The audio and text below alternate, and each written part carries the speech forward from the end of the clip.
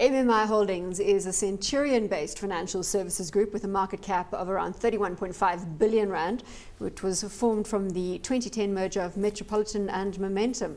The group provides long and short-term insurance, asset management, healthcare administration and employee benefits, and MMI has a price-to-earnings ratio of 11.6, a dividend yield of 4.9%. Quick look at the share price. This one is that reflective of the fact that it's fallen harder than the others? It has a bit, but it's also kind of newer because the combination of the two created a bit of excitement.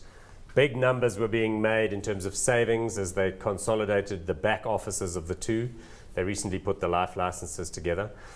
But look, Hilly Meyer ran Momentum in the past. Kruger, what's his first name? Nicholas, the CEO, and then his sidekick is Wilhelm van Zyl, the guy who used to run Metropolitan. Both strong franchises, and they appear to be keen to leave them alone as they are. Both got, good traction in their respective markets. Momentum is more at the upper end, high net worth individuals, which means high fees, basically. And then the funeral policies in Metropolitan. So strong sellers. I think they'll continue to do well, and I think the share price, again, oversold.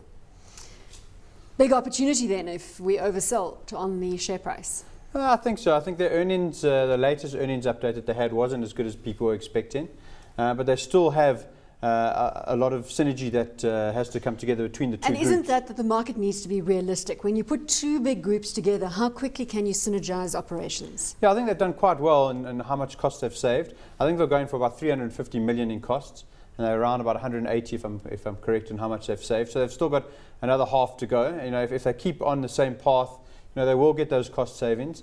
And in a business where momentum is in the higher level, margins are getting squeezed there. So you have to have efficiencies to be able to keep your margins high. So they're going to need those to keep their earnings going forward. And where are they going to take those costs from? Because it must rattle employees within the two groups, because you would imagine that overhead is one of the places, personnel. Personnel costs. Yeah, look, I think that's part of it. But big organizations like these have a certain amount of employee runoff anyway, so it doesn't always result in huge retrenchments. And I think sometimes it's just through work process and improvements and changing the way that you kind of structure things and cutting down the time taken to do certain things. So I think they'll continue. Look, you'd be amazed at how profitable it is to manage employee benefits and retirement benefits as they roll from one place to another. The ongoing fees that are charged for people who provide retirement savings products are very, very high. So that's where the money comes from. I don't think it's particularly fabulous from the point of view of their customers, but it's just the way this industry has evolved in this country. Hot or not on MMI? I think at these levels it is giving you a little bit of opportunity. So I like to say short term, I'm hot on this one. Hot or not, Paul? Yeah, as I said, I'm not invested in these either personally or for clients, any of these stocks. But I think at the moment they've all fallen because the market has fallen. So it's a good opportunity to bounce them. I'm really appreciating the consistency we're seeing coming from your quarter today.